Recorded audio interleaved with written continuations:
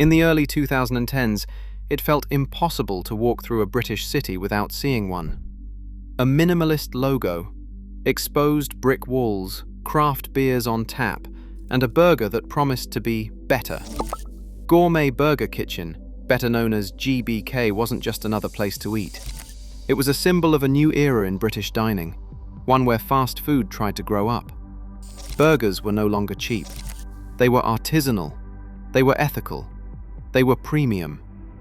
At its peak, GBK operated more than 160 restaurants across the UK and internationally. It attracted private equity money, expansion capital, and a generation of urban customers who believed the burger boom had rewritten the rules of casual dining. And then, almost as quickly as it rose, GBK began to disappear. Administrations, store closures, restructurings, ownership changes. To the public, it looked like another victim of tough times. But here's the uncomfortable truth. Gourmet Burger Kitchen didn't collapse because burgers went out of fashion. It collapsed because the burger bubble was built on economics that never worked. This is the story of how a premium fast casual darling was slowly eaten alive by its own business model. To understand why GBK fell apart, we need to examine the structure beneath the hype. This story unfolds in 5 chapters: the idea, the boom, the buyout, the cracks, and the collapse. GBK was founded in 2001 with a simple but powerful proposition: elevate the burger. At the time, the UK fast food market was dominated by giants offering speed and price, not quality. GBK positioned itself as the alternative: better meat, fresh ingredients, sit-down experience, higher prices. It wasn't trying to compete with McDonald's, it was trying to redefine what a burger restaurant could be. And for a while, it worked. Customers were willing to pay more. Margins looked healthier than traditional fast food.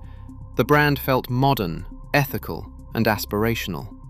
This was the birth of fast casual dining in the UK, but the seeds of the problem were already there. Because burgers may be simple food, restaurants are not simple businesses.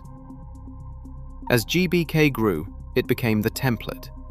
Suddenly, Britain was flooded with premium burger chains, street food-inspired menus, and craft beer partnerships.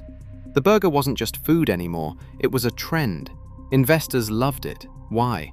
A familiar product, broad appeal, and a scalable concept.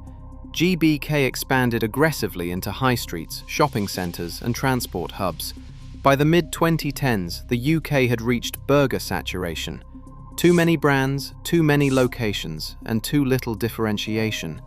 And yet, expansion continued. Because in growth cycles, momentum often disguises fragility. If you like this video, please subscribe. We want to hit 5,000 subscribers this week. Let's move on with the video. In 2016, Gourmet Burger Kitchen, GBK, was acquired by private equity firm Apollo Global Management. This moment changed everything. Private equity does not buy stability, it buys leverage. The acquisition loaded the business with debt and introduced a new priority: financial engineering. That meant aggressive cost controls, pressure to maintain margins, limited tolerance for underperformance. GBK was already operating in a hyper-competitive market. Rents were rising, labor costs were climbing, food inflation was accelerating, and burgers, once exciting, were becoming interchangeable. The buyout did not cause the problems. It removed the margin for error.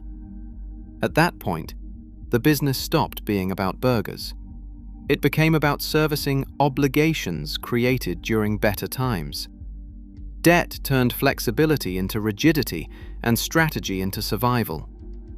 Every underperforming site mattered more because there was no buffer left. Decisions that once would have been uncomfortable became unavoidable. Menus were tweaked, staffing was cut, and investment slowed, not to improve the brand, but to conserve cash. The company was no longer competing for customers, it was competing against its own balance sheet. And that is a race restaurants almost never win. From the outside, nothing looked broken yet. From the inside, the room for error had already disappeared. What followed was not a surprise. It was the delayed consequence. This is where reality set in. GBK sat in the most dangerous position in food retail.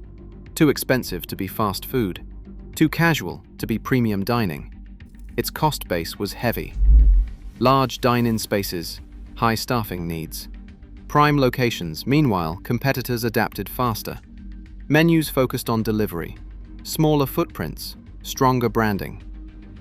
BK struggled to stand out. The burger boom had created choice overload. Customers no longer felt loyalty. Price sensitivity increased. And here is the key insight. When differentiation disappears, margins collapse. GBK's unit economics stopped working. By 2018, the numbers were impossible to ignore. Loss-making stores piled up. Debt repayments loomed. Cash flow tightened. In 2018, and again in 2020, GBK entered administration and restructuring processes. Dozens of locations closed. Hundreds of jobs were lost. The estate shrank dramatically. The brand survived, barely under new ownership. But the era of GBK as a dominant player was over. Not because burgers failed, but because the economics of the burger boom failed. So what actually killed Gourmet Burger Kitchen? 1. Trend-driven expansion. GBK mistook popularity for permanence. 2. Saturation without differentiation. Too many burgers, not enough reasons to choose this one. 3. A cost base built for better times, high rents and staffing levels left no flexibility. 4. Private equity removed the safety net. Debt magnified every weakness. 5. Fast casual is not as scalable as it looks. Food still obeys physical and economic limits. And here is the brutal truth. GBK did not fail because it made bad burgers.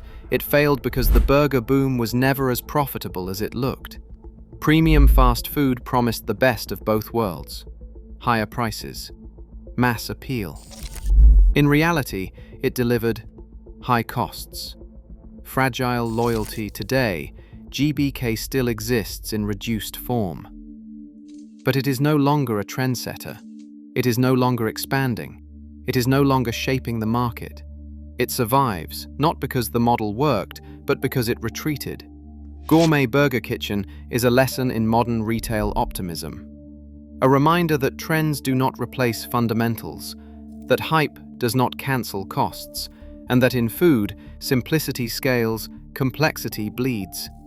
The burger did not save Gourmet Burger Kitchen. It consumed it. Fade to black. If you like this video, please like and subscribe. We want to hit 5,000 subscribers this week. Thanks for watching, and I see you tomorrow.